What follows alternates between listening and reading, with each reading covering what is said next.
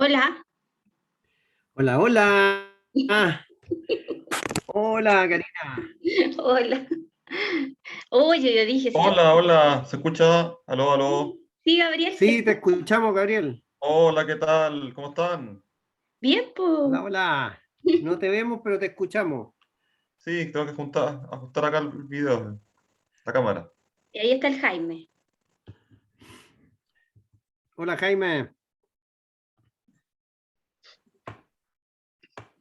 Igual la Luciana y el Lalo con su problema se excusaron.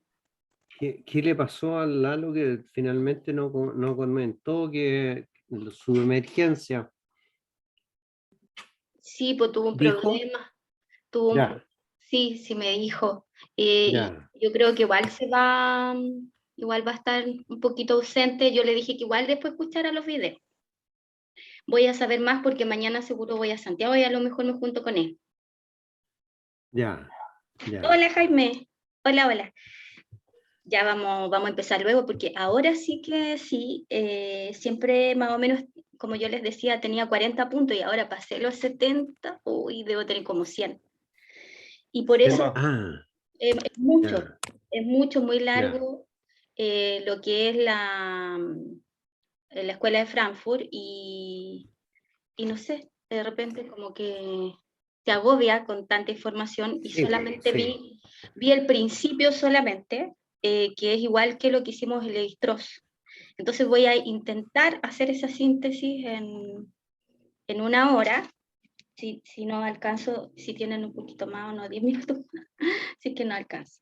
Y si no, quizás alcance, así que ahí comentamos. Bueno, lo primero, cuando uno va revisando todo el material de lo que es la escuela de Frankfurt, se da cuenta por qué esta escuela de Frankfurt fue el esplendor, ¿no? Es el inicio real de la teoría crítica social, y sin embargo en las universidades tienen una resistencia tan grande. Entonces yo me preguntaba por qué, y eso lo vamos a ir viendo. Eh, lo otro también que me llama mucho la atención de la Escuela de Frankfurt, es decir, que no es pasada, por lo menos no vista tampoco profundizada, entonces se debería, y cuando se lo habla es porque es algo superado, algo como que ya quedó en el pasado. Entonces ahí también hay que ir leyendo esas formas de enseñarnos. Y la verdad, yo aprendí de la Escuela Frankfurt por mi lado, fui leyendo, y este libro de la dialéctica de ilustración es escrito por Adorno, por Horkheimer. Voy a mandarle artículo, así que por si acaso si tienen problemas para los títulos, o sea, para los apellidos, después lo vamos viendo. Este libro escrito a dos manos explica gran parte de lo que nosotros hemos hablado hacia atrás. Por ejemplo, me explico. La tradición filosófica alemana tenía siempre, como nosotros lo vimos ya desde el mito de la caverna, etcétera, este tema de que el conocimiento del logos es la luz, que el pensar, el pensamiento tiene que ver con una luz que, y que eso da pie a la ilustración también y a la iluminación. Recuerden que cuando Platón hablaba del gobierno de los mejores, justamente eran filósofos, ¿no? Esos eran los mejores, había este tema de los iluminados y lo que no estaban iluminados. Y ese es lo que se da cuenta Adorno y Horkheimer cuando llega al campo de esta, porque ellos están inaugurando la teoría crítica social, es decir, la función o la idea de este curso, porque nosotros siempre le pusimos teoría crítica del 19, o sea, desde el principio prácticamente 19, 20, 21, pero en el fondo no hay una conceptualización de una teoría crítica social.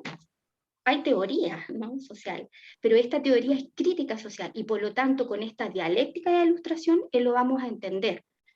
Primero, estos tipos se dan cuenta de que hay un un error conceptual y también moral, que implicaría que la tradición filosófica alemana, incluyendo principalmente Heidegger, que lo vimos Kant, ¿no?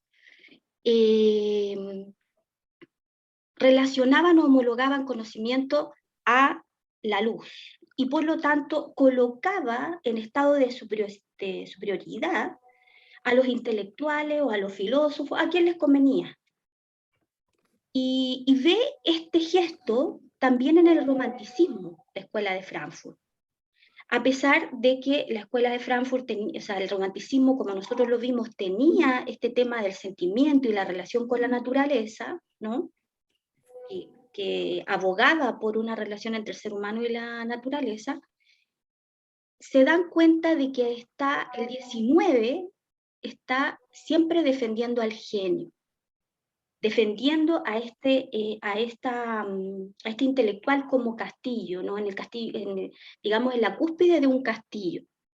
Y esta pirámide, ¿no? Esta pirámide es la que le preocupa a la Escuela de Frankfurt. Entonces, ¿qué es lo que dice la Escuela de Frankfurt? Estoy hablando solamente del 30, estoy haciendo como un recorrido, porque piensa en Alemania el 30, tiene todo, tiene el colonialismo detrás, ¿no? De otros, pero igual colonialismo, con el tema de Inglaterra, nosotros sabemos, ¿no? Todo lo que es Francia al siglo XIX lo pasamos. Tiene los imperios, ¿no? Y además el 30 tiene rápidamente la ascensión del nacionalsocialismo con Hitler. Y ellos el 30 fundan este Instituto de Ciencias Sociales.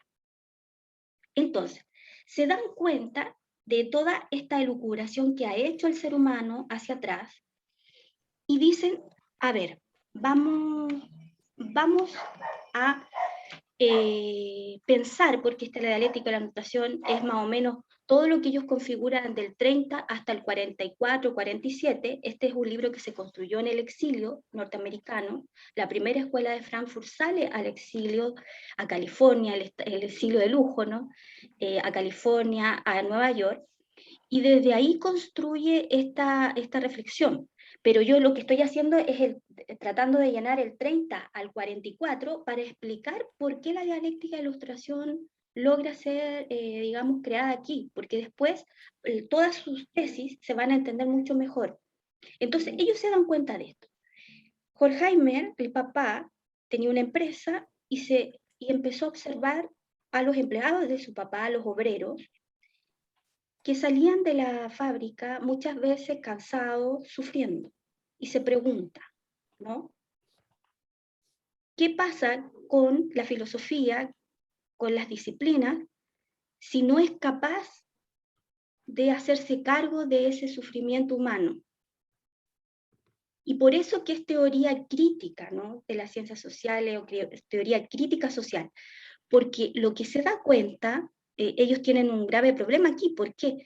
Porque toda esa tradición iluminista que nos ofrecía, tenía una promesa de progreso y de que todos íbamos a estar bien, todo eso se cae con los totalitarismos. La razón pasa a ser un monstruo, ¿me entienden? Entonces fagocita toda la humanidad y los campos de exterminio ya son imposibles de contrarrestar. Y entonces, ¿qué es lo que pasa aquí? Ellos dicen, bueno, la filosofía no sirvió, toda la teoría no crítica no sirvió, no fue crítica porque no sirvió para liberar, ¿no? Digamos, a las personas, y al contrario nos deshumanizó. Entonces, todo el problema de esta dialéctica y la ilustración es decir, ¿cómo nos pasó esto? ¿Cómo con la razón nosotros fuimos capaces de configurar un genocidio tan grande? Entonces, el 30, cuando ellos ya fundan este instituto, ellos dicen, a ver, vamos a agarrar las dos líneas importantes que nosotros tenemos ahora. El marxismo, por un lado, porque el marxismo había dicho que la historia de la humanidad era la lucha de clases, ¿no? Hasta nuestros días, y esa visión materialista, esa visión concreta, eso mismo que Horkheimer ve en los obreros que están sufriendo y dicen, ¿por qué ese que sufre acepta ese sufrimiento? Claro, Horkheimer pertenece a una clase alta y no se da cuenta que el obrero no está eligiendo, que ahí hay necesidad de trabajar. Y eso también nos enseña la literatura, que ahí no hay elección posible, ¿no? Pero entonces él dice, bueno, vamos a generar este instituto agarrando el marxismo, pero no lo que le había preocupado a Marx, que eran las grandes tendencias del capitalismo y las crisis. Ahora nosotros estamos hablando también de otra crisis, ¿no? Entonces, se habla incluso de la crisis, del derrumbe del modelo, ¿no? De la fisura del modelo.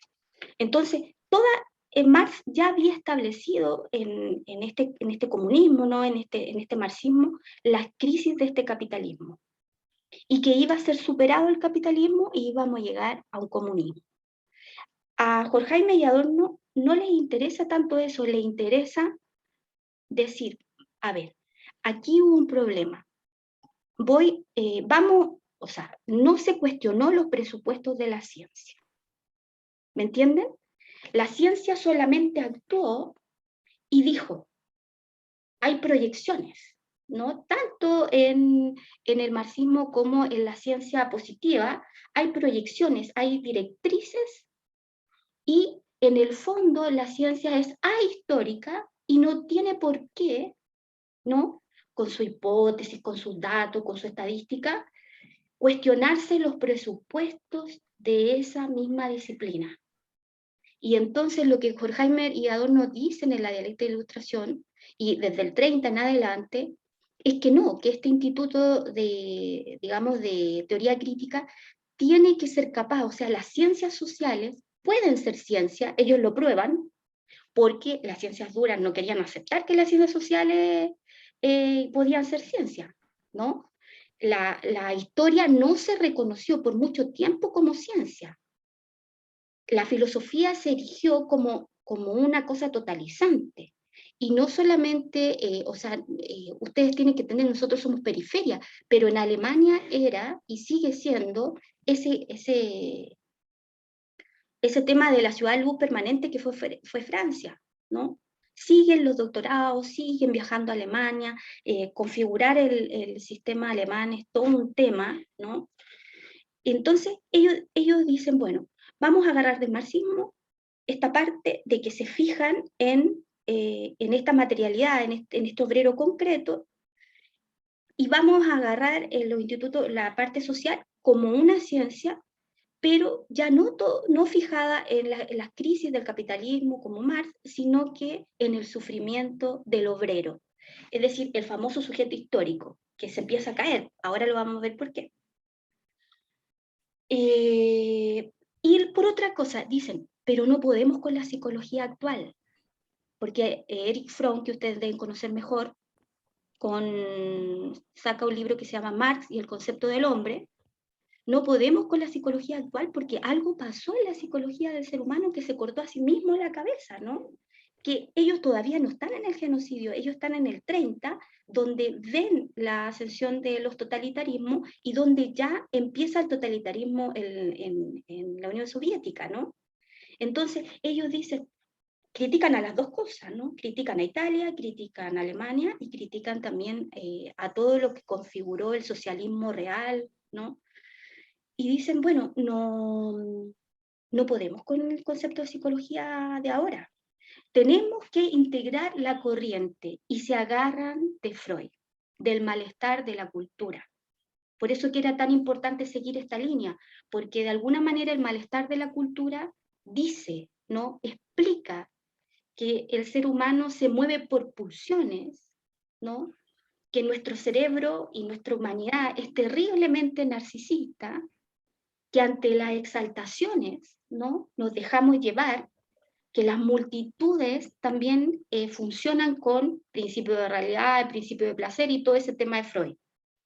Pero que hay cosas muy complejas que están donde, no en la conciencia, por eso que la dialéctica de ilustración también va a criticar el existencialismo, lo que pasamos con Sartre. Dice, no, porque la conciencia nos da abasto para poder explicar la humanidad. Miren, con mucha conciencia, nosotros llegamos hasta aquí, ¿no? Estamos solamente en el 30, donde ellos están viendo que todo el mundo está apoyando y está, incluyendo el Vaticano, incluyendo los otros países, están apoyando el nacionalsocialismo, ¿no? Recién escuchaba un sociólogo que dice, al Führer había que pararlo en Múnich, ¿no? En relación a José Antonio Caz. O sea, no lo hemos parado a tiempo. Bien, entonces, ellos ven eso, vamos a agarrarnos de esto, de lo de Freud, porque nos puede ayudar para poder establecer una psiquis más compleja, una psiquis que dé cuenta de esto. Entonces, ellos configuran todo un pensamiento en el exilio. Esto es importante, el exilio de lujo. ¿Pero por qué? Como Jonás en la ballena, viendo cómo se empieza a configurar la primera industria cultural, Hollywood. Si ustedes ven la unión entre los totalitarismos, ¿no? Los principales asesores de Hitler y las estrellas de cine, es aberrante. La relación entre nuestra dictadura, ¿no? Con Corbalán, etcétera, ¿no? Como dueños de la noche y relacionados con personas del nightclub, de los celebrity, ¿no? Lo que sería ahora los celebrity, es aberrante, ¿no? Entonces, ¿qué pasa? Para llegar al 40 y al 44, con esta dialéctica de la ilustración, y aquí voy en la primera premisa del libro, es que, con este contexto, el logos es un mito, ¿no? ¿Por qué? Porque ellos dicen, se nos hizo creer por la filosofía que habíamos saltado del mito al logos, ¿no? Que habíamos dejado ese pasado más instintivo, más primitivo, entre comillas, y habíamos saltado al logos. Pero lo que hace Adorno y Horkheimer en su primera premisa, dice, no, el mito ya es logos, porque es una explicación racional, compleja, de la realidad. Y por lo tanto, el logos, con una razón instrumental, no la razón subjetiva que se ve en cada persona, ¿no? Sino que con una razón instrumental, el ser humano cosifica el mundo. Y a donde cosifica el mundo, se cosifica él también, ¿no?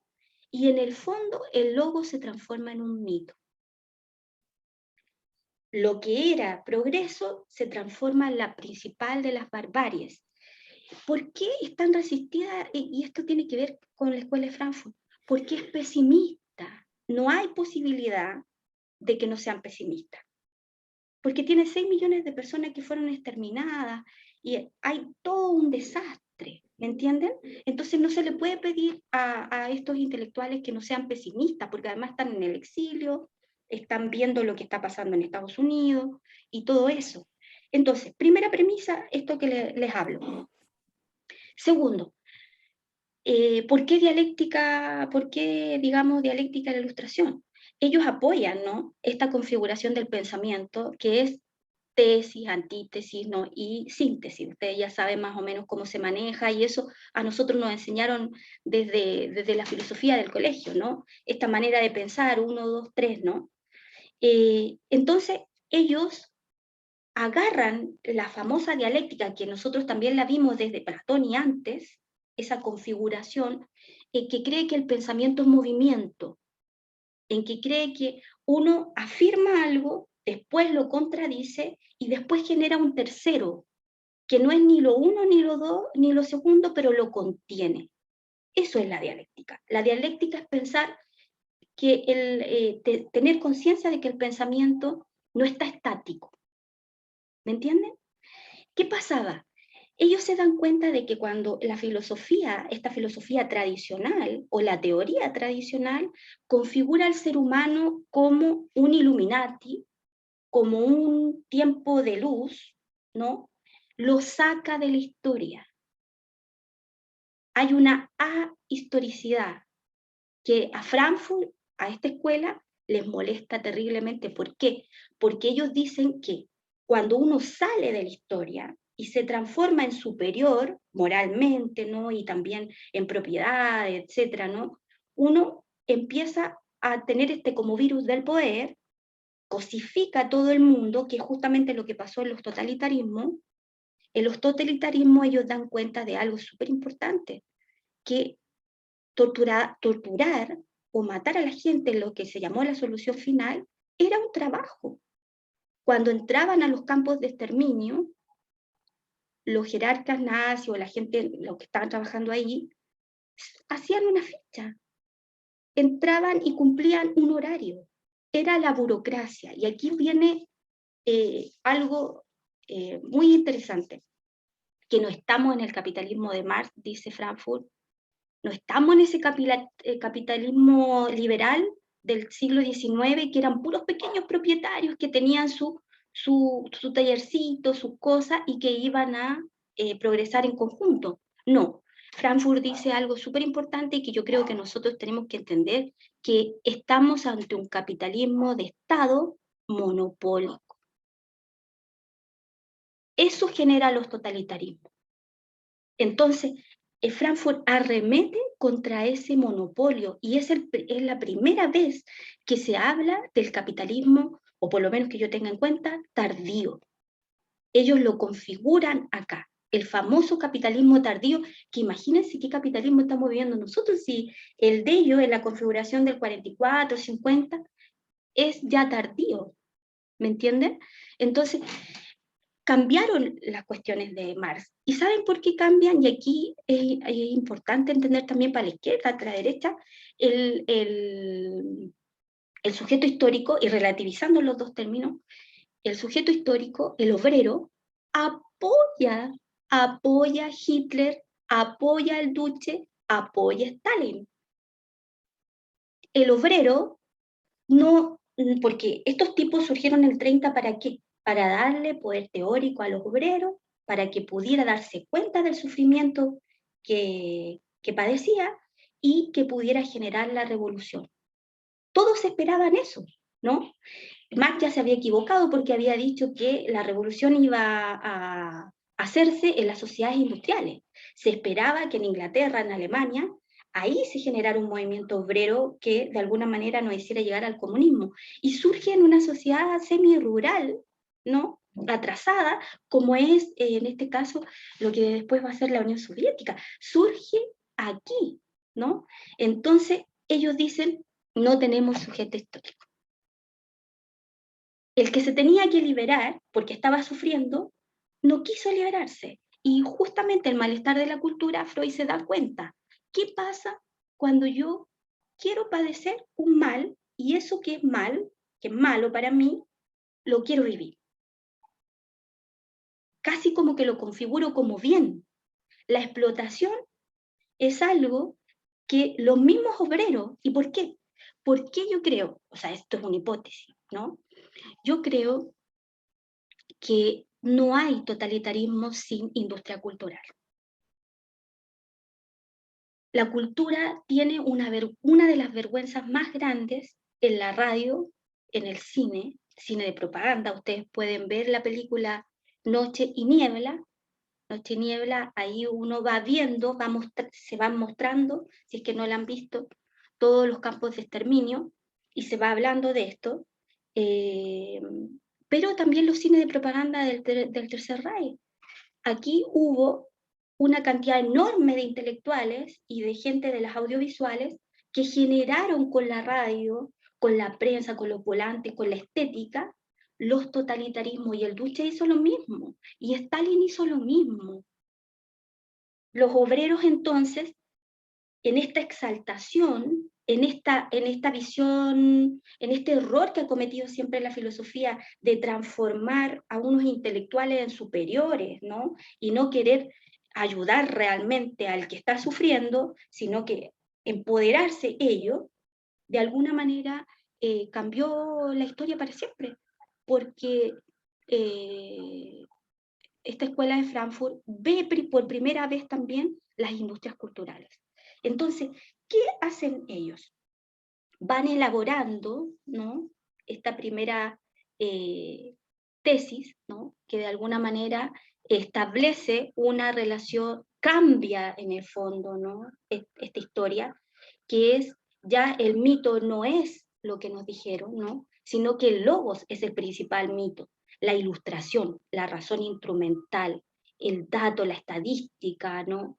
Y entonces eso puede explicar los juicios de Nuremberg, por ejemplo, estuve revisándolo, a un jerarca se le preguntaba, ¿ustedes podían matar 10.000 personas en el día?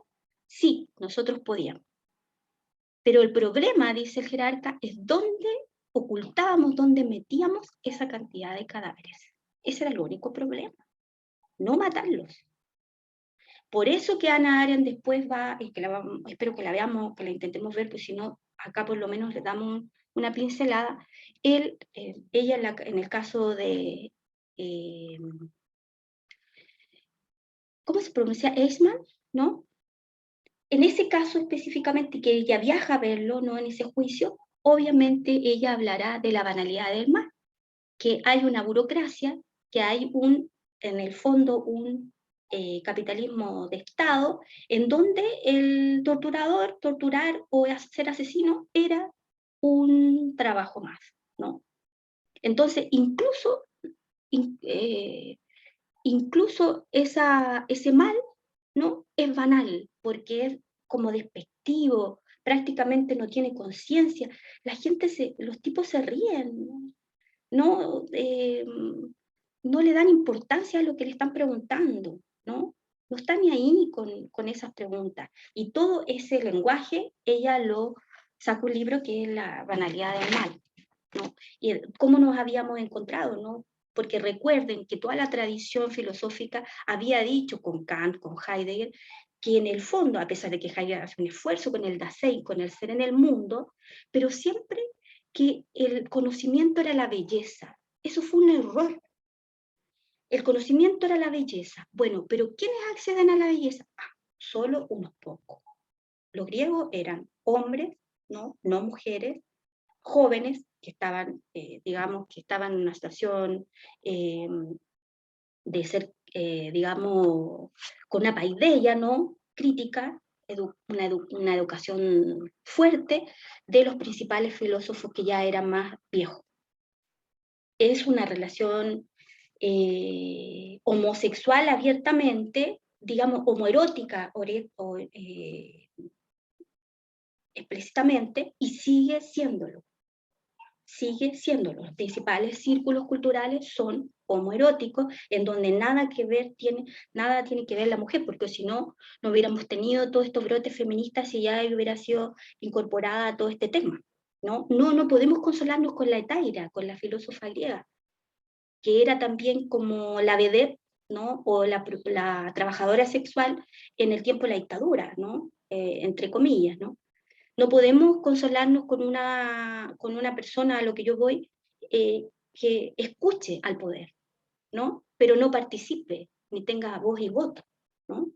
Porque es la confidente la Taira. Puede decir ciertas cosas filosóficas, etcétera, pero tiene que guardar una compostura. No, pues no queríamos eso. Por eso Epicuro fue tan resistido, porque abrió su jardín, como vimos, a las mujeres, a los niños, a los ancianos, y genera una revolución ahí, ¿no? Epicuro llegó a tener 1.000 alumnos, la influencia era súper grande, lo persiguen por todos lados, y es lo que nosotros vimos. Bueno, se persigue esa disidencia porque es peligrosa. Bien, entonces, no es ese mismo capitalismo, eso es importante, cambia a este monopólico, esta cosa monopólica, y la ilustración entonces con ello cae en un mito, ¿no? Y tiene algo súper loco, porque al caer en un mito el logos, genera lo sublime, ¿no? La exaltación que uno ve en Hitler. Habían los comentarios ahí que decían, oye, yo sé que este tipo es una mala persona, entre comillas, no sé, un asesino, no sé, pero pucha que me agarra y lo puedo escuchar, ¿no? Claro, porque nuestro cerebro es terriblemente narcisista, ¿no? Queremos ser exaltados, queremos ser parte de eso sublime, de esa parte de la alta cultura que genera Alemania, ¿no? todos tenemos algo de alemán, ¿no? De alguna manera. Nosotros tuvimos, los filósofos sobre todo, tienen esa enorme construcción. Nosotros tenemos como literatura La Ciudad Luz, Francia, ¿no? Tenemos París 8, mira lo que genera París 8, ¿no? Todo el mundo ha querido en algún día ir a la Sorbonne y todo. Los filósofos tienen la presión de alemán. Después eso cambiaría con el tiempo, ¿no? Nosotros también tenemos ellos también tienen la presión de los franceses. Pero siempre queremos ser uno, ¿no? Bien, entonces, el precio que paga es muy alto, el ser humano. ¿Por qué? Porque se separa de la naturaleza. Toda la filosofía ha servido para decir que nosotros no somos animales, que no somos solamente instinto, obviamente, pero que además la naturaleza tiene que ser subordinada, explotada. Yo tengo que establecer un poder sobre la naturaleza. Y eso nos tiene así, con este extractivismo tan grande, que no podemos hacer una relación entre la naturaleza y la humanidad. Y eso ha dado poder también a los indígenas, porque ellos claramente tienen otro tipo de relación con la naturaleza, como lo hemos visto. ¿Me entienden? Ahora, ellos se dan cuenta, ¿no?, que tienen que hacer como una genealogía, igual que Nietzsche, de la razón. ¿Dónde partió la razón? Todo esto, lo que yo le estoy hablando, es dónde partió la razón. Así como Nietzsche había hecho la genealogía de la moral, también esto es un gesto de superioridad, porque ¿quién hace la genealogía también? ¿Me entienden? O sea, también el concepto de genealogía, de arqueología, también tiene que ver, pues lo vamos a ver con Foucault. Pero ellos configuran eso, una genealogía de la razón. La Simone de Beauvoir hace una genealogía del género, ¿no?, en relación al sexo, por eso el segundo sexo. La genealogía de la moral, Nietzsche se va a cómo creció este concepto, dónde creció este concepto, y genera una historia. Y aquí hay algo importante. La escuela de Frankfurt no mueve ni un pie sin la historicidad.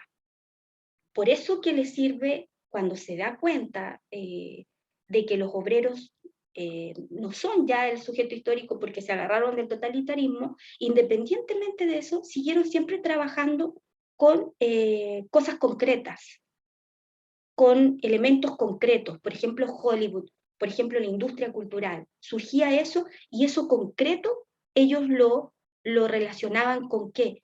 Un tema que es fundamental, que es la historia.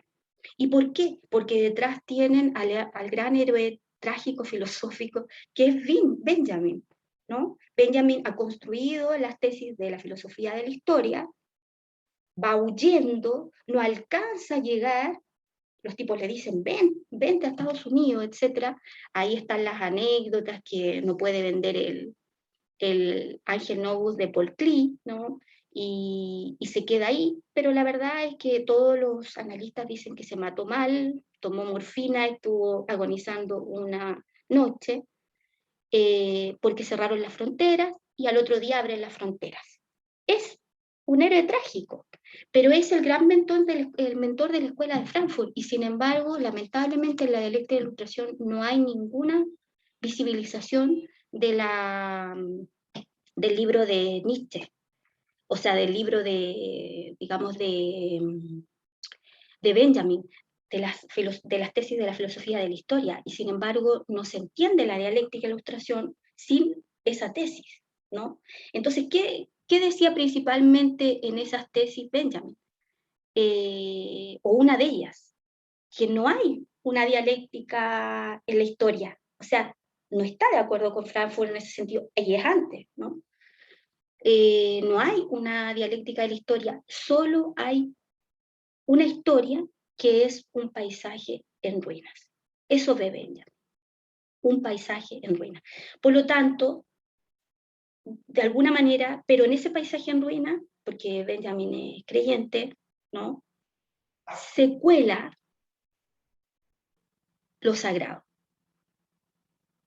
Benjamin habla de lo sagrado, él es una persona creyente, entonces en las endijas de la historia yo puedo sentir en algún momento, que soy feliz, o que tengo un grado de completud, a través de lo sagrado, en una iglesia, cuando estoy conversando con mi familia, etc. Esa línea de las endijas, ¿no?, le permite a Benjamin ser un poco más optimista, sin embargo, es el que se suicida.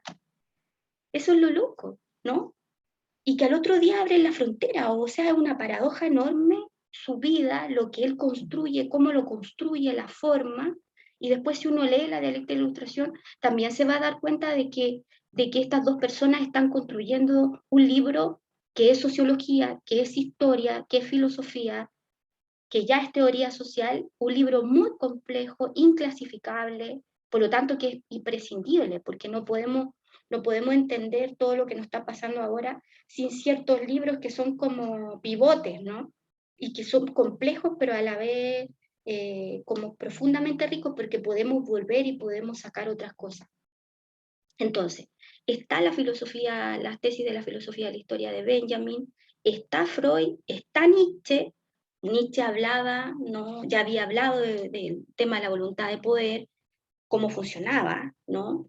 Él es el primero que se ve, y también él hace una genealogía de la moral, y se da cuenta, Frankfurt, que todos los recorridos siempre son para dejar unos pocos dominando a muchos, ¿no? Y resulta que esos pocos que dominan a muchos pueden llegar a creer que son tan superiores que pueden. Estuve viendo algunas cosas y algunos teóricos hablaban, no, si los alemanes no mataron a los judíos por inferiores, como pasa en Estados Unidos con los negros, ¿no? Matan a los judíos por superiores, superiores en cultura, superiores a nivel económico, superiores, los consideraban una amenaza. Y entonces, en algunas partes que revisé, los mismos jerarcas nazis o los nazis hablaban de que no es necesario que los blancos sean inteligentes. No, no era necesario que de alguna manera, ¿por qué? Porque ya tienen todo ganado. Lo que hablábamos de la dialéctica de la Ilustración habla. El que ganó en la historia fue el siguiente, la filosofía, ¿no? Construyó esto. El ganador es un hombre blanco, heterosexual, monogámico, creyente, etcétera, etcétera, etcétera. Toda la configuración que nosotros tenemos de una masculinidad tradicional. Entonces, Freud le sirve ¿para qué? Porque ahí sale el super yo, ¿no? Si uno ve Tiempos Modernos de Champlin se da cuenta, ¿no? Entonces, los tipos le tenían miedo al comunismo, pero por ateo, igual que el Vaticano, ¿no? Le tienen terror a lo ateo, ¿por qué? Porque mina los pilares de la sociedad y los pilares de la iglesia, la familia. Le pone una bomba a la familia, y eso ellos se sintieron realmente siempre atacados, y por eso hubo un concordato entre el Vaticano, a través de Pío XII, con Hitler. El primer tratado internacional que hacen los alemanes es, digamos, el nacionalsocialismo, es con el Vaticano. Y ahí nosotros podemos ver cómo se configura el poder, cómo se presta para esto. Entonces, obviamente que la dialéctica de la Ilustración no podía dejar de ser pesimista. Entonces, siguiendo con este recorrido de la dialéctica, ellos dicen, bueno, si nosotros tenemos, ¿no? ¿Qué consecuencias nosotros tenemos? Esta es la segunda tesis, que también ellos tratan de resolverlo. Si nosotros tenemos un logos o una razón instrumental que se transforma en un mito, ¿no?, en algo falso, en algo que engañó de alguna manera al ser humano y terminó cortándole la cabeza, entonces, ¿cuál es el precio que tenemos que pagar frente a eso, frente a esa transformación de este logos en mito? Y ahí es importante el malestar de la cultura, porque el precio es mayor. Yo me desanclo de la naturaleza y me siento superior, y entonces la exploto, hay un poder ahí fuerte, los imperialismos ya habían, digamos, probado eso, y de alguna forma yo para trabajar, ¿no? Para poder ser productivo, yo tengo que dominar el principio del placer y todo lo que había dicho Freud, todo el eros, y de alguna manera voy a caer en este principio autodestructivo, en este principio de muerte. Y entonces, en la configuración de Freud, le sirve para hacer la segunda tesis, que es de alguna manera antagónica a toda esta visión de luz que es la razón, a esta apuesta que había hecho toda la filosofía hasta el momento. La relación entre Heidegger y el nazismo está probada, y la probó un chileno con 2 tomos, donde habla de esto, que es Víctor Farías, vino el 2008 a lanzar ese libro, yo estuve ahí, leí los libros, y con documentos y todo, eso se probó. Y ahora, con los documentos desclasificados del Vaticano, que el Papa Francisco ya permitió verlos todos, empezaron en marzo del 2020, ya aprobaron que hay una relación entre una anuencia, un concordato entre Pío XII y los nazis. Entonces, aquí no es solamente el nazismo el problema, aquí es una cosa general, cómo se une el poder para poder configurar los totalitarismos. Y es más, la escuela de Frankfurt vio algo súper interesante, el futurismo. El signo del futurismo, que es lo que vimos con Javier. ¿Por qué? Porque hay una apología de la guerra.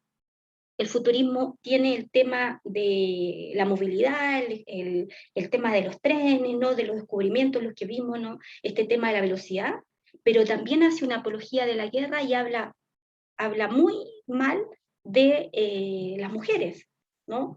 Y establece un tipo de virilidad, ¿no? Y entonces Huidobro, revisé algunas cosas y se las voy a mandar, le hace una carta a Marinetti. Se opone, a pesar de él de ser de clase alta, etcétera, ¿no? Huidobro tenía esta conciencia social y rapidez como para decir, a ver, haber construido el canto al centenario es una cosa formidable, ¿no? Claro, yo cuando a mí me enseñaron esto, me pasaron Dostoyevsky, etcétera, me recuerdo a Miseroni, un profesor que fue director de la escuela italiano, ¿no? Y me enseñó a mí en Historia Universal que la guerra era un mal menor. Entonces yo me opuse. Dije, no, ¿cómo se le ocurre, profesor? Y ahí hubo un debate, ¿sí? Hubo un debate, y después me tomé una prueba de la Odisea. A partir de esto también lo voy a hablar porque se agarra la Odisea aquí. Y mi mamá había fallecido y me dijo, señorita, casi un muerto más nomás. Un muerto más, pero mi mamá, pues le dije yo, mi mamá, yo me siento triste, tengo que dar esta prueba, qué sé yo. Y cuando me dice como que un muerto más, ahí yo lo miré y le dije, fascista, eso es, aquí hay una línea fascista. Le voy a hacer la prueba, me tuvo que poner el 7, pero de la pura rabia que tenía, ¿no? De que él impedía mis sentimientos. ¿Qué cita había? Karina, sí, lo que pasa es que una cita, no me acuerdo quién era, que decía que, claro, un muerto, claro, eso está bien, como que un muerto impacta, pero muchos muertos son una estadística, un número. Eso, Claro, eso. eso más o Una, menos era así, me acuerdo bien. claro, ahora a mí también deberíamos tener en cuenta, claro, que la multitud se equivoca, desde los totalitarismos también tenemos que entender que las mayorías también se equivocan, pero claro, esa razón instrumental no le importó la cantidad, por eso los 10.000. Se podía, pero ¿dónde metíamos los cadáveres? ¿No? ¿Dónde ocultábamos la evidencia? Entonces ese era el gran problema de los totalitarismos.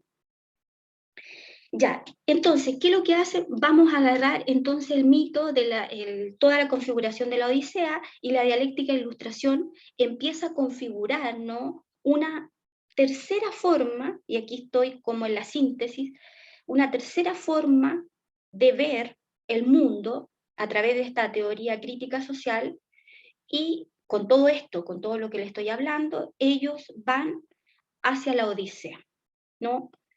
ellos establecen un concepto que es muy importante para nosotros, que son los famosos héroes culturales, ¿no? Ellos denuncian la industria cultural, ¿no?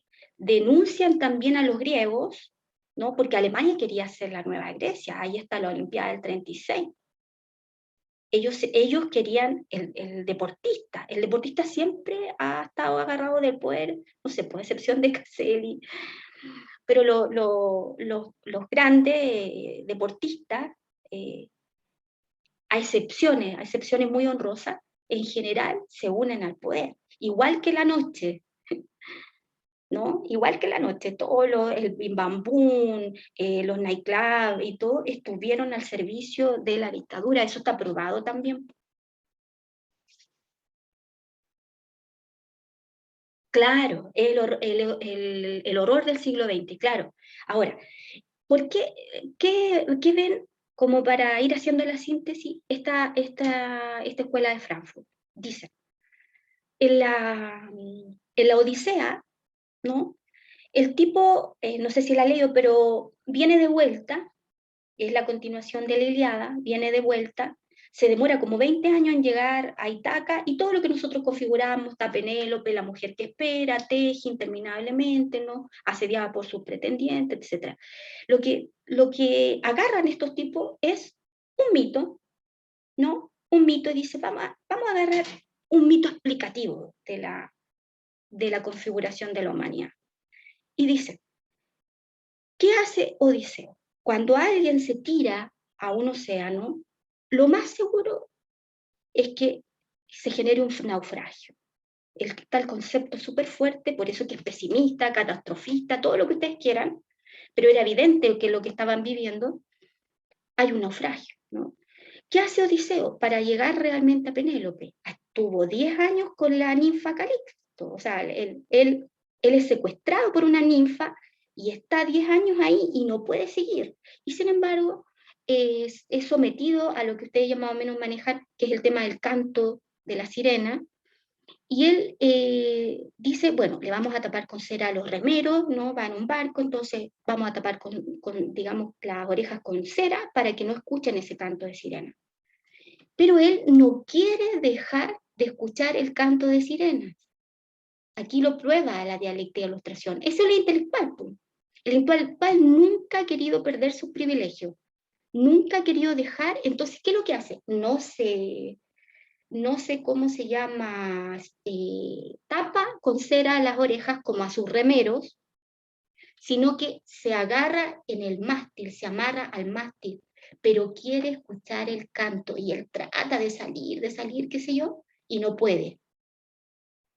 Entonces, para la escuela de Frankfurt, esa es la castración del placer sin renunciar al placer. A mí me parece mucho del hedonismo, del consumismo que estamos viviendo. No queremos renunciar a algo, pero tampoco queremos ser secuestrados por eso. Entonces, la escuela de Frankfurt se agarra de este héroe cultural que es Odiseo, y para establecer una crítica también a la industria cultural, ¿no? Porque en el fondo ve a Hollywood como algo importante y dice, todos queremos ser una estrella de cine. En el estadio más bajo del Quijote, ¿por qué uno lee? Está siempre una teleserie, por identificación.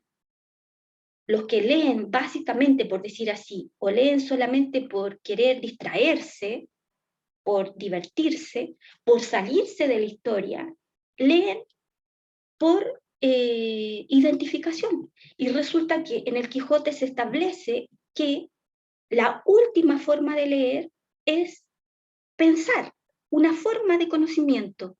Y estos mismos tipos están diciendo, vamos a agarrar la Odisea, pero vamos a decir que la teoría crítica de las ciencias sociales es una forma de conocimiento. Aquí no estamos jugando, ¿me entienden? Y si estamos jugando, es en serio. Entonces, a mí me gustó mucho la dialéctica de la ilustración, ¿por qué?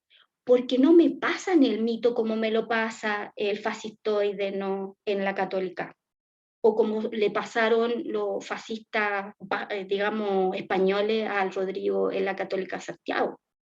Nosotros tuvimos profesores de la fiducia, nosotros tuvimos fascistas. No se pasó así. La dialéctica de la ilustración me da vuelta el mito para criticar la misma disciplina. Y eso es fundamental para cualquier intelectualidad, porque si no somos capaces de criticar los presupuestos con los que pensamos, nos puede pasar lo mismo que nos pasó en toda esa configuración nacionalsocialista, en toda esa configuración de Stalin, en toda la configuración de la dictadura. No importa de dónde venga, porque los totalitarismos son así. Van hacia el cerebro narcisista que tenemos. Funcionan como azúcar. Nos piden azúcar, ¿me entienden? Y se expande como una pandemia. Y por eso tenemos claro, el caudillismo, eso, el culto a la personalidad. Por ejemplo, yo llegué a Venezuela, un poeta me dijo, me van a matar los venezolanos, pero un poeta me dijo, no, es que yo, casi llorando, para mí Chávez era un padre. Mi hija estuvo en Bolivia y las personas no se veían más allá de Evo.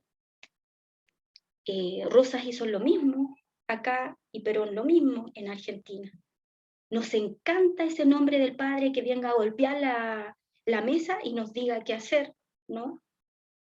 Entonces, parece que todavía no deseamos desobedecer. Había un texto súper bueno de Duerman, decía, desear desobedecer. Parece que cuando vamos como rebaño, ¿no? Nos sentimos protegidos. Ahora, hay que entender lo siguiente.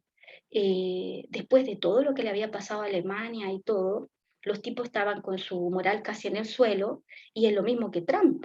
¿A dónde tú vas? Al obrero pobre, ¿no? Masivo, que quiere recuperar toda esa gloria, que no tiene, no ha tenido nunca, quiere ser importante.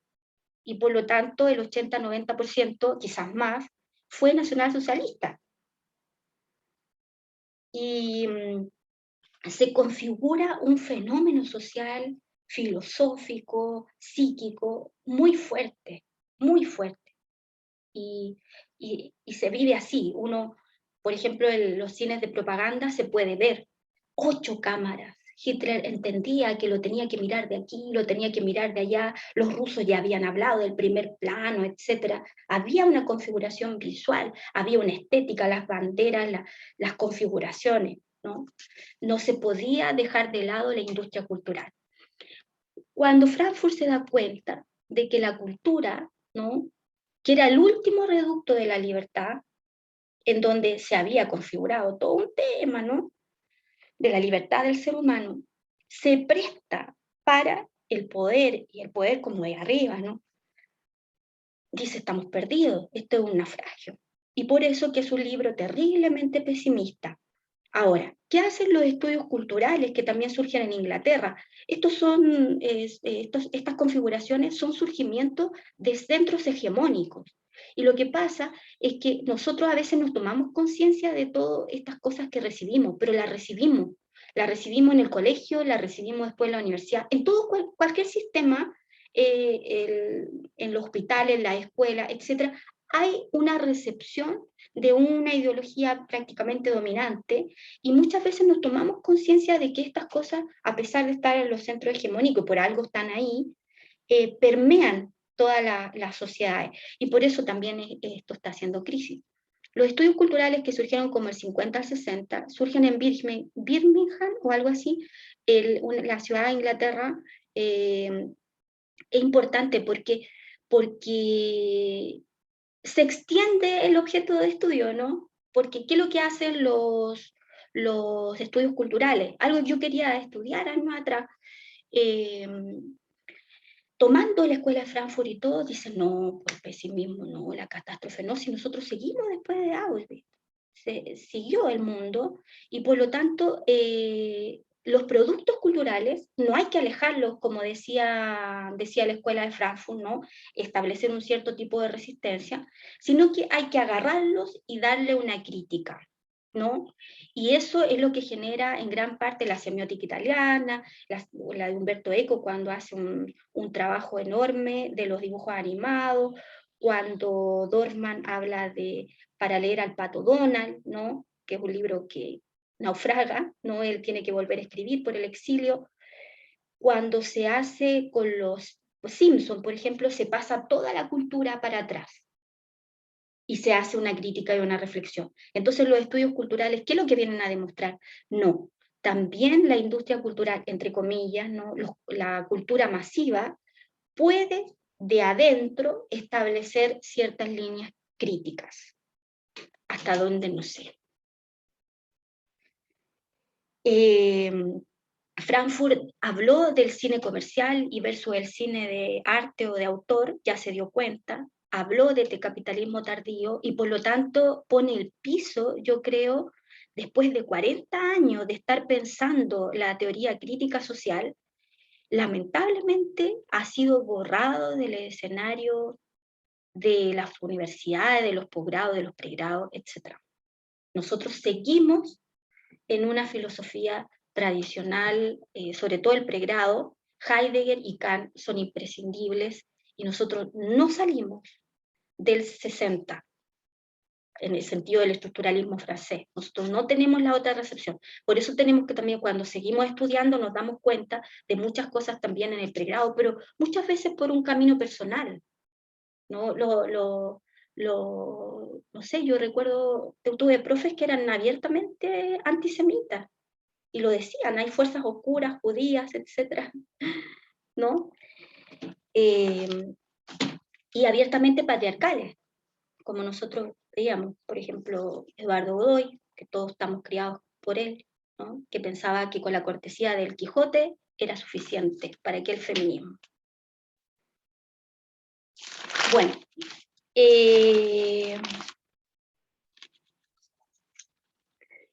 toda esta, y ya como terminando, toda esta configuración, ¿no?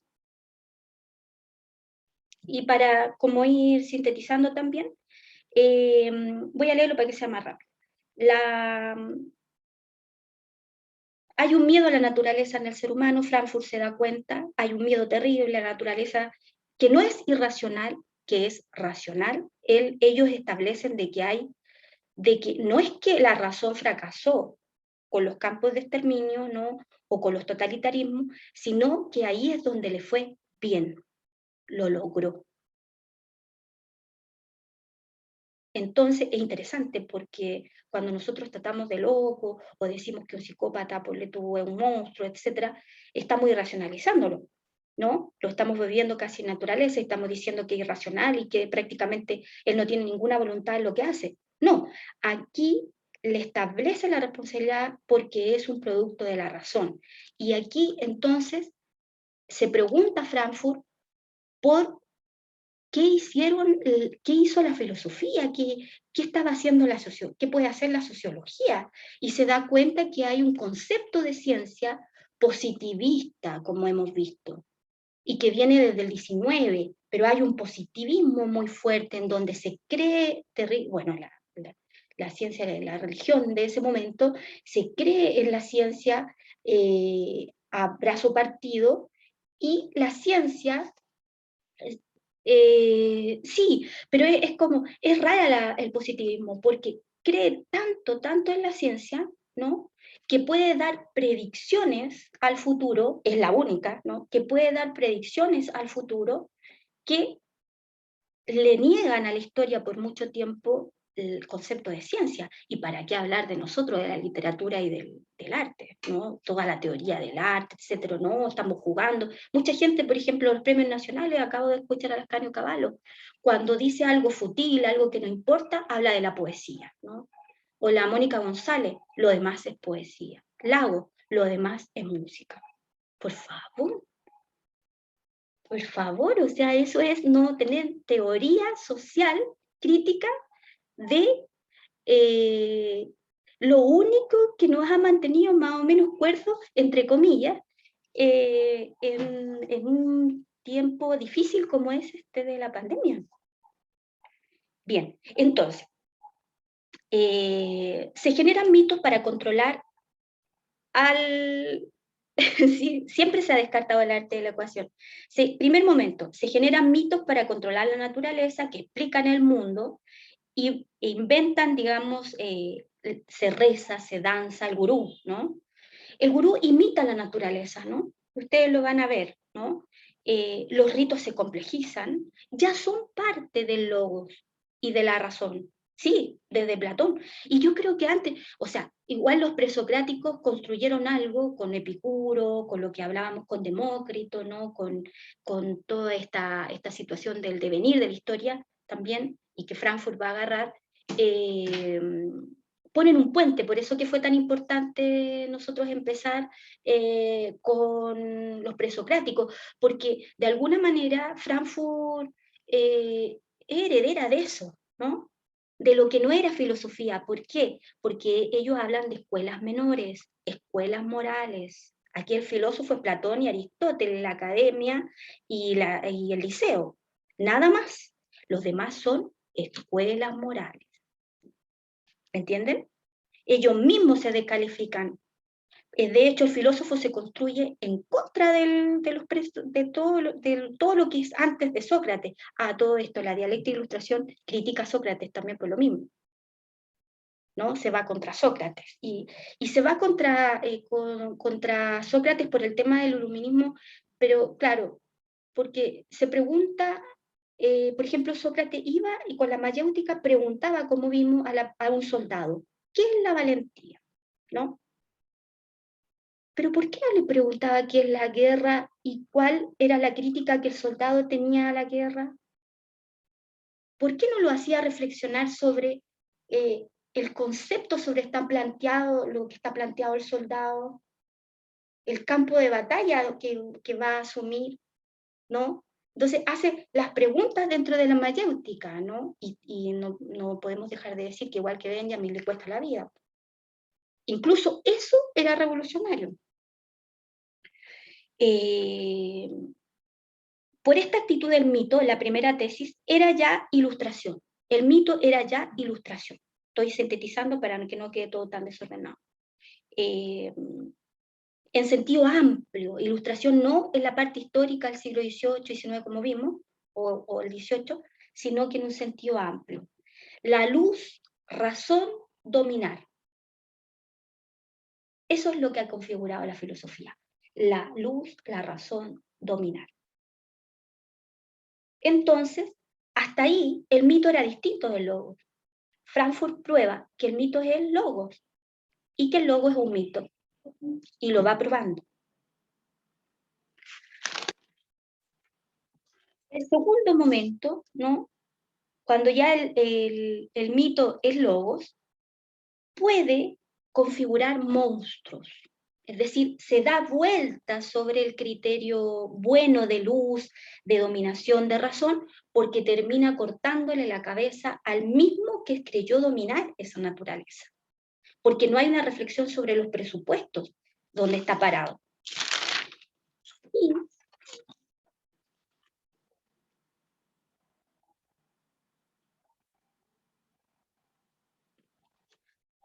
termina, dice, bueno, lo que pasó es que en un tercer momento, esta razón ilustrada, por exceso de confianza en sí misma, ¿no? Por instrumental, por ser mejor, más eficiente, esos conceptos son importantes, ya no plantea los fines de la ciencia o los fines de la humanidad, no se lo plantea, ¿no? Porque recibí órdenes nomás, o sea, obedecí órdenes, soy un burócrata, entro al trabajo y, digamos, establezco una ficha y con eso entro, soy parte de un engranaje. Entonces la maquinaria de los campos de exterminio prueban que la razón anduvo bien, generan la reificación y cosificación del hombre. Los instintos deben ser dominados por una moral victoriana, obviamente, están las grandes leyes isabelinas y después victoriana, y la protestante, la moral protestante es exigente, no es menor que la católica. Y se transforma todo en un gran tirano. En una persona que puede destruir los vínculos con el otro porque el otro es un dato, porque el otro me amenaza, porque de alguna manera soy una maquinaria y yo entonces tengo que exterminar a ese que me está amenazando.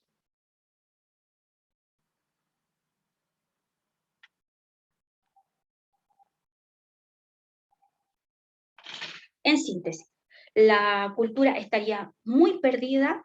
Hollywood, por ejemplo, que es lo que ellos ven en las industrias culturales, y ellos hablan de las industrias culturales, la cultura está estandarizada, mediocre, hay una fórmula, que podría ser como un algoritmo ahora, hay una fórmula, por ejemplo, nosotros creemos que estamos eligiendo, no, nosotros en nuestro celular, aquí en la quebrada del Ají, recibimos lo que de alguna manera el sistema completo de Internet genera como un algoritmo, una fórmula, y se me entrega a mí, ¿no? En distintos campos de la tecnología, una oferta que está hecho no para un ser humano, sino para un consumidor. Yo elijo dentro de un menú programado, pero yo no hice el menú. El menú está programado, no podemos elegir.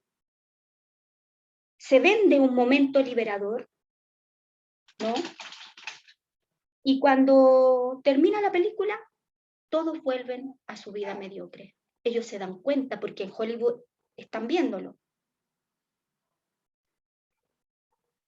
Lo único que daría un cinearte que pudiera generar una reflexión crítica sobre lo que está pasando. Por eso que ellos se relacionan muy fuerte con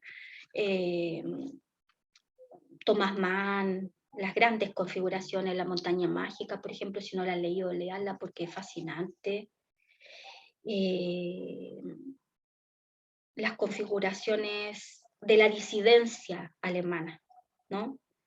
De la que no se prestó para el poder de turno. ¿Qué pasa con esto? Dice Frankfurt. Caemos más abajo que la caverna, porque nos deshumanizamos completamente, la ilustración se vuelve totalitaria, cuidado con el mito, porque ese niño eres tú, dice Frankfurt, en potencia.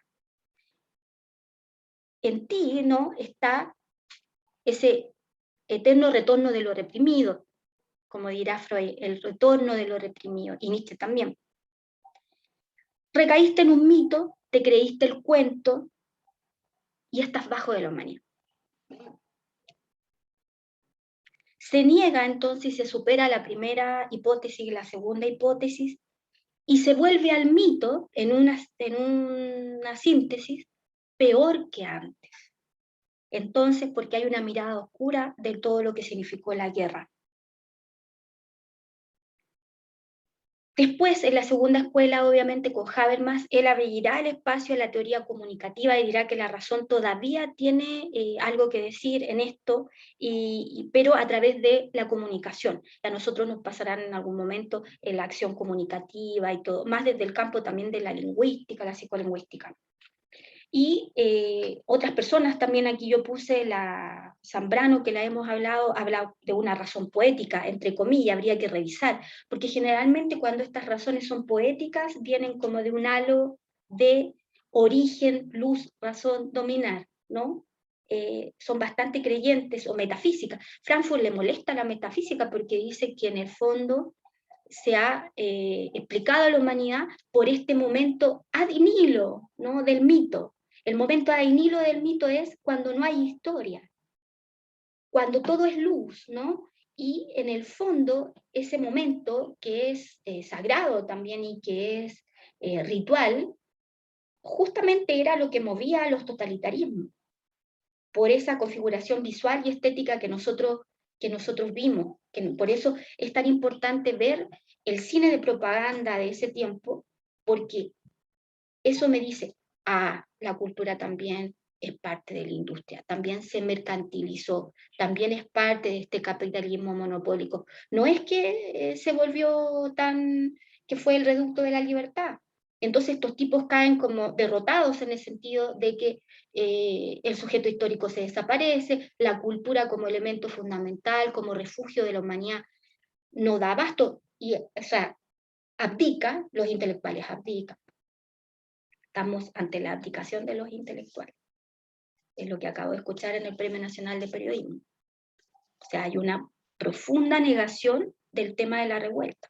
Hay una enorme nostalgia del Premio Nacional de Periodismo Ascanio Cavallo, y yo leía toda la época, ¿no? Una negación por ese tiempo y una nostalgia terrible por la prensa escrita, por el equipo que él tenía y que perdió, ¿no? Por esa configuración tan desde el jardín con Banker, ¿no? Ese esteticismo del que todos nosotros estamos atravesados por esa tradición. Cuidado entonces con lo que decía Nietzsche, con los conceptos momia, ¿no? La crítica a Sócrates es fundamental.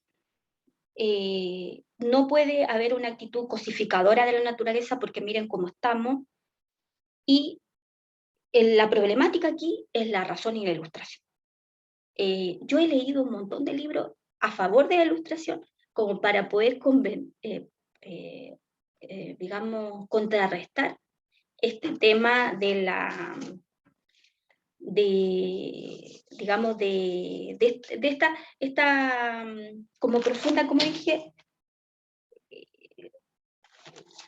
como profundo malestar del posmodernismo y de lo moderno que hay también de la ilustración, porque en el fondo la ilustración sigue con lo moderno y entonces lo posmoderno se coloca en contra de esta ilustración. Y entonces he leído cosas en contra de mi propio estudio para ver qué puedo hacer con esto, ¿no? Porque también es otra dominación. Era tan malo lo moderno, ¿no? Que teníamos que ser posmodernos. ¿Somos o no somos? Algunos hablan de la crisis de la posmodernidad ya. Algunos de modernidad inconclusa, porque somos de aquí, el sur del mundo, que Latinoamérica sobre todo es una modernidad inconclusa, una modernidad entre comillas. Bueno, ya, y voy a terminar con esto que me parece fundamental porque hay muchas cosas. La crítica a Heidegger sacan un texto Adorno y se llama La jerga de la autenticidad. Esta misma visión iluminada, esta razón, esta luz, ¿no? Heidegger dice que en el fondo la humanidad debiera perseguir esta autenticidad, ¿no? ¿Y de qué se trata esta autenticidad? Porque también, ¿qué es la falsedad? ¿Qué es la mentira? Entonces los auténticos obviamente iban a ser mejores, superiores que los que están por allá abajo y no entienden nada, ¿no? No saben nada de lo que está pasando. Entonces esas configuraciones. Entonces Frankfurt se da cuenta de que hay una filosofía positiva. Por esto esta dialéctica es negativa. Y yo creo que con esto podemos ir cerrando ya. ¿Por qué es positiva? Porque ellos piensan, ¿no?, que toda la configuración de la tradición filosófica, sobre todo la alemana, ha trabajado de alguna forma para esta autenticidad que les traería felicidad, ¿no?, como algo final. Y ellos dicen, no, porque eso es una alienación, porque de alguna manera, claro, eso tiene que ser trascendente, tengo que generar un absoluto, y esta cultura de la positividad, de que estamos en el mejor mundo posible, así que solamente podemos adaptarnos, o si no desaparecemos, ellos ya lo veían como algo negativo, lo que me parece que la dialéctica de la ilustración se adelanta terriblemente a todo lo que vamos a tener, no sé, ahora con Pilar Sordo y Viva la Diferencia, ¿no? Ella superó todos los traumas y está más allá, ¿no? Y puede ser feliz de la nada. Esos coaching o esas personas que me invaden y me dicen, pero no, pues usted 5 o 10 pasos, sea feliz, y que también lo puedo ver en las campañas de Coca-Cola, ¿no? Entonces, es interesante Frankfurt porque nos puede servir para poder hacer la crítica incluso de esa positividad, de esa felicidad, de ese mantenerte de alguna manera en un lugar, en un locus amoenum, fuera de la historia, y entonces, bueno, si somos felices, si depende todo de nosotros y no hay un sistema afuera, no hay dolor, no hay sufrimiento, y yo me desentiendo de eso, ¿no? Entonces yo puedo ser feliz. Está toda esa categoría. Si yo leo, sufro más, ¿no? Mejor no. Si yo pienso, sufro más. ¿Para qué? ¿No? Esto entonces ya lo va a criticar Frankfurt. Va a criticar este positivismo, ¿no? Que se instala y que al final es falso, porque lo que ellos señalan que la felicidad, obviamente, como decía Benjamin también, Nietzsche, es solamente esporádica, no es algo constante, porque somos la única especie que sabe que está muriendo, nuestras enfermedades son reales, ¿no? Estamos dentro de un sistema en donde podemos elegir, pero sabemos que no tanto, que hay un menú siempre programado. Entonces, ¿qué es lo que puede hacer la crítica entonces ante este panorama terrible? Primero construirse, es decir, ellos fueron capaces de generar la teoría crítica, digamos, social más, la primera y el importante, y después también como Adorno lo genera una teoría estética que lo saca más o menos el 69, y es importante ahí porque pasa revista a toda esta configuración de la dialéctica de la ilustración y lo va ya llevando a la estética. Es un libro terriblemente complejo, cuando uno lo empieza a leer no entiende nada, pero en el fondo se entiende mucho más ese libro si yo puedo entender la dialéctica de la ilustración. Entonces, y ahí, claro, yo necesito ir a los filósofos de la sospecha, como siempre decimos, y Nietzsche está a la cabeza de toda esta configuración también. O sea, tenemos que ir hilvanando, como para poder ir acercándonos. Ahora hay 1.000.000 de teóricos alrededor que están confluyendo, peleando, disputando, ¿no? Eso es lo que dicen los estudios culturales, el campo está en disputa. Después viene Judith Butler y va a decir que el género está en disputa, ¿no? Los estudios culturales entonces dicen, no, el campo está en disputa. Entonces yo puedo establecer productos culturales críticos, ¿no? Y uno puede pensarlo, porque igual los Simpson y todo, pero ¿cuál será el impacto? ¿No? ¿Cuál será el impacto de eso? Y claro, todo esto hay que pensarlo, verlo, establecer las críticas también a Adorno, hay cosas que no podían ver o no vieron, cosas con las que no vamos a estar de acuerdo. Yo quise darle como prácticamente una visión desde el lado de ellos, porque se le critica tanto a ellos que nunca se pasan ellos, ¿no? Es como se critica tanto a Marx, pero nunca se le a Marx, nunca se le explica más o menos los fundamentos de la escuela de Frankfurt, porque eso es lo que tiene que hacer la intelectualidad y la educación, pasar las herramientas y de ahí uno tomará, ¿no?, ciertas cosas e irá configurando, irá tomando cosas y configurará entonces otra cosa. Pero si solamente me establecen la crítica y no me pasan los fundamentos de lo que están pensando los tipos, me dejan en el aire. Por eso hay que intentar siempre ir a una dialéctica de lo concreto. Así se llama el texto de Kossik, los checos. Los checoslovacos son buenos, ¿no? Ahí. No sé si lo alcancemos a ver, pero es un libro que debiéramos en algún momento analizar profundamente. Agarrar lo concreto, estudiarlo, ¿no? Pero además cuestionar los presupuestos de esa ciencia que uno tiene, en la que uno cree, y ponerla en jaque, ¿no? ¿Por qué? Porque esto es una forma de conocimiento. La estética es una forma de conocimiento, no es menor que las matemáticas o las famosas ciencias duras y todo que establece alta cultura, baja cultura. El lenguaje dice mucho, pues. Ciencias duras, ciencias blandas, ¿no? Bueno, eso, a nivel general. Comentarios. Hay muchas cosas, tengo como 100 puntos, así que si quieren se los mando, pero para que vean los apellidos y esas cosas y algunas cosas que podrían leer. Jaime. Jaime.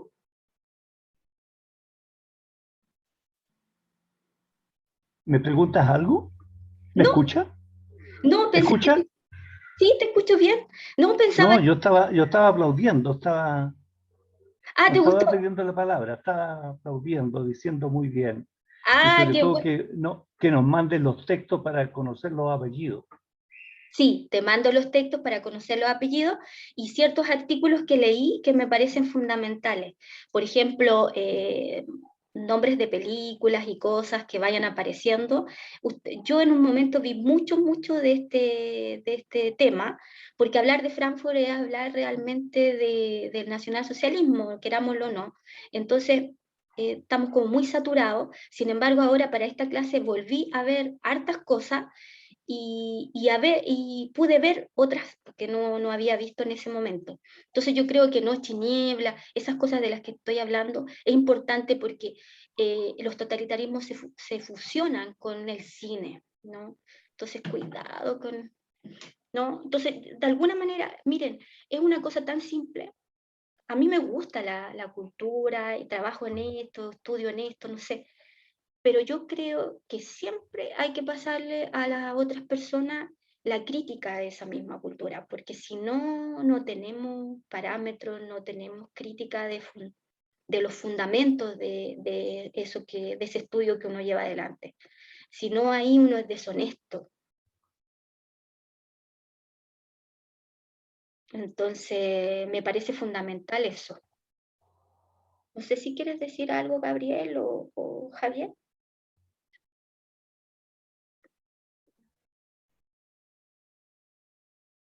Me imagino que la escuela de Frankfurt es una escuela que, junto con haber sido con una propuesta sólida, o sea, bastante completa, de bastante complejidad, con harta información, pero que fue parte de la historia y que por lo tanto ha sido objeto de crítica y ha sido objeto de revisiones, en fin. Es como de las últimas como instantes o periodos de la historia de la crítica que está como ya completa, porque después vienen tantas cosas, vienen tantos movimientos, o más bien te lo quisiera formular como pregunta. ¿Viene otra escuela así de esa envergadura que también haya como cumplido su ciclo y que esté siendo posible estudiar críticamente, o ya los tiempos son tan cercanos que no alcanza a producirse esa consolidación? Mira, mi escuela misma tuvo una primera, una segunda, una tercera escuela. La segunda es la de Habermas, la tercera algunos ponen a Gadamer, o otros ponen todas las teorías más posmodernas. Eh, yo creo que después de Frankfurt son los estudios culturales los que están configurados desde el 60 en adelante, y en lo que nosotros estamos ahora, aunque dicen que estamos en crisis, es todo lo que configuró un postestructuralismo, una posmodernidad. Lo que yo veo es que, claro, como son 40, 50 años y todo se ha acelerado, eh, no hay esas configuraciones tanto en el tiempo, o lo que hizo Lévi-Strauss también, ¿no? Pero sí a mí me ha llamado poderosamente la atención en esto que he revisado, y de lo que no sé mucho porque no es mi disciplina, pero me he tenido que meter por mi tesis y todo, es la teoría del arte.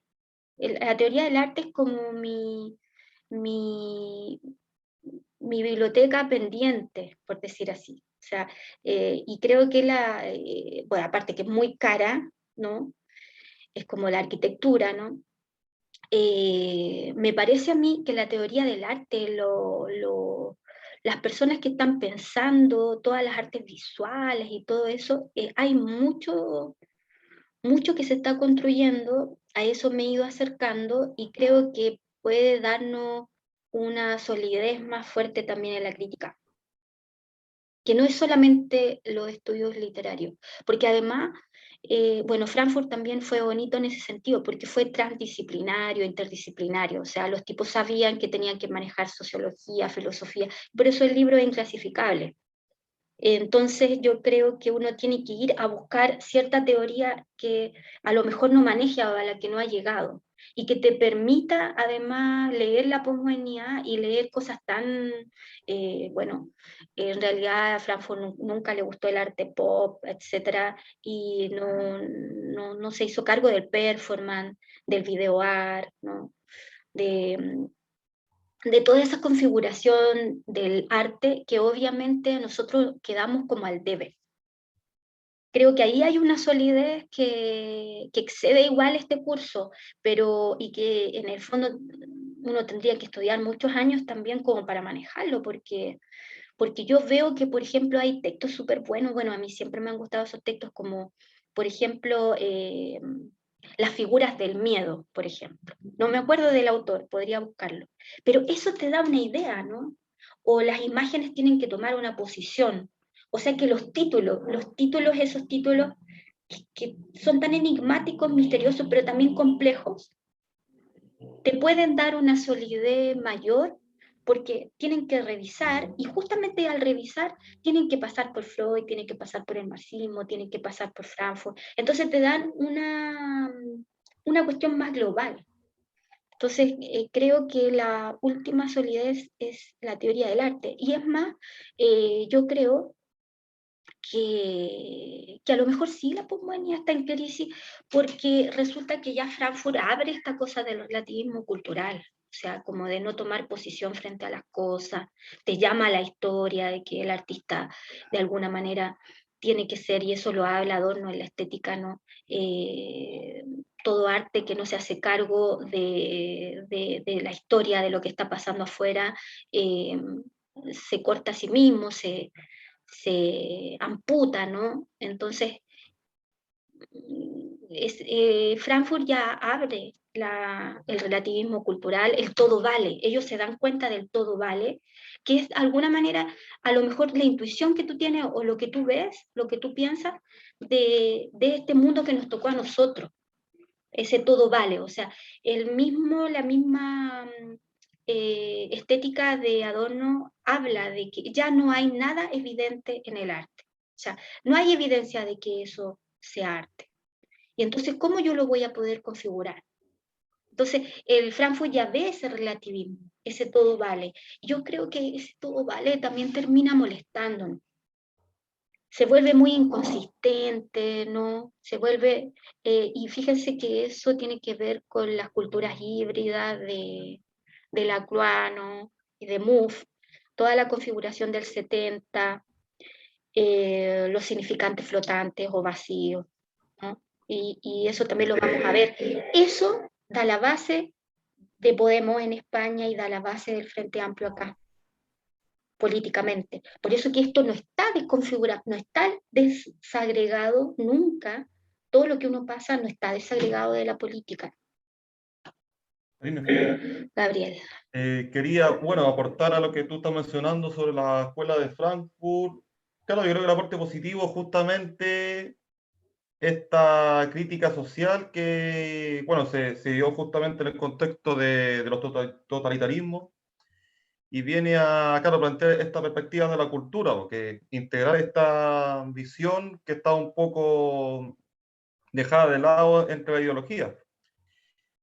Claro, y además el tema del arte, justamente, que viene haciendo como una vertiente crítica también respecto a los discursos políticos, pero claro, el problema está cuando el arte en su vertiente postmoderna, por ejemplo, desde el siglo XX, se deconstruye a tal punto que después pierde el sentido, o sea, pierde la masa crítica y se vuelve instrumental precisamente a discursos, claro, como el hegemónico, por ejemplo, lo neoliberal, que viene a, claro, a volverlo un objeto de consumo.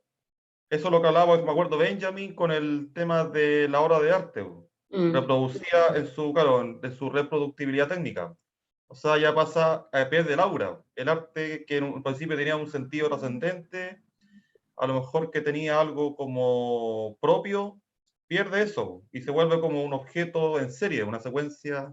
Se ve, por ejemplo, ustedes ven en el arte no sé, estas instalaciones que no tienen sentido, que por decirlo, una pieza vacía, blanca, vale millones de dólares y eso es como que, no sé, el que va ahí paga una entrada y es lo que el espectador quiera, ya, cualquier cosa. O sea, llega a ese extremo ya de absurdo. Claro, se vende el certificado de arte porque ya no existe, Claro. se vende el Claro, y el vacío. arte pierde como la sustancia dentro de esta marea postmoderna que es instrumentalizada por el Claro. capitalismo, volviéndose un objeto en serie. Po. Pierde la esencia y se vuelve como una cuestión de consumo más, y hay artistas que son tan chantas que lo venden así, o sea, y se compran, es el tema. Sí, es interesante, por eso yo pienso que hay que leer de teoría del arte, porque justamente esa visión, así como lo hizo Frankfurt de las industrias culturales, esa misma visión, esos mismos libros y esa misma también observación de la realidad, que de repente uno entra a una bienal o uno entra a un museo y ve una caja de cartón y eso está colocado en el centro, eso viene con el arte pop en adelante, y Claro, también ellos critican a las vanguardias por justamente eso, porque habían hecho un gran proyecto renovador, una sí. crítica al academicismo, las vanguardias, pienso, no sé, desde el expresionismo, la neofiguración, todo eso, había hecho una crítica al academicismo del siglo XIX, un gran esfuerzo, y sin embargo se institucionaliza. Claro, justamente es muy interesante porque, claro, lo que en un principio fue como algo revolucionario, como escandalizar a la burguesía del que hablaba surrealismo, ¿me acuerdo? Sí, Claro, después se institucionalizó y se volvió, claro, un producto más, o sea, fue devorado por este capital y se volvió, claro, como lo que decía Benjamin, el tema de la reproductibilidad técnica, pues vuelve ya banal, fútil este proyecto que al final, claro, se vende.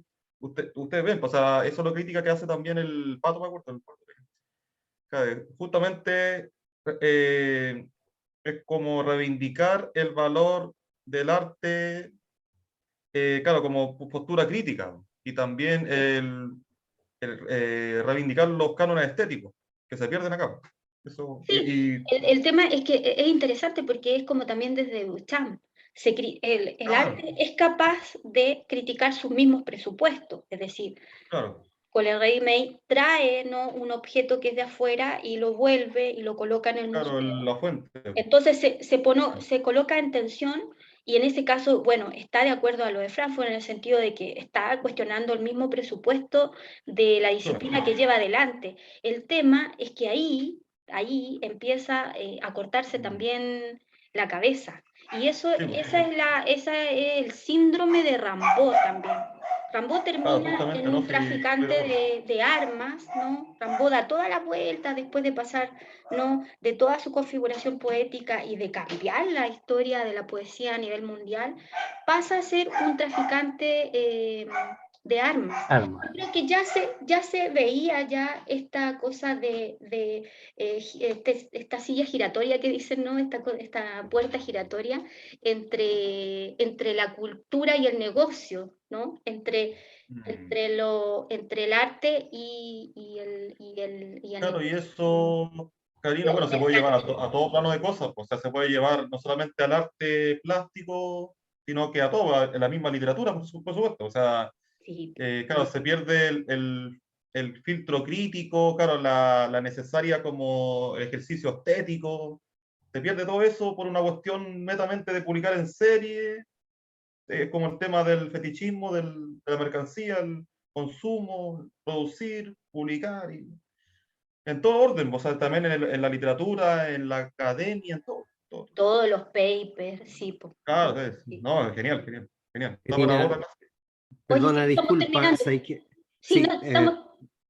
sí, tengo un compromiso, tengo que salir. Es súper interesante, te agradezco mucho y les agradezco a ustedes. Eh, ojalá recibamos esas referencias para ver si profundizamos un poquitito. Sí, la vamos a mandar. Yo voy a mandar todas estas cosas que dije y todo. Y si me olvido, me lo piden y ahí vamos leyendo y vamos comentando. ¿Ya? Así que estén bien, que estén Lo bien. mismo, chao Ya, que te vaya hermosa, bien. Chao, gracias. Jaime. Chao, Javier. Chao. Chao, Gabriel. Qué bueno haber conversado. Chao. Chao, chao. Chao, chao.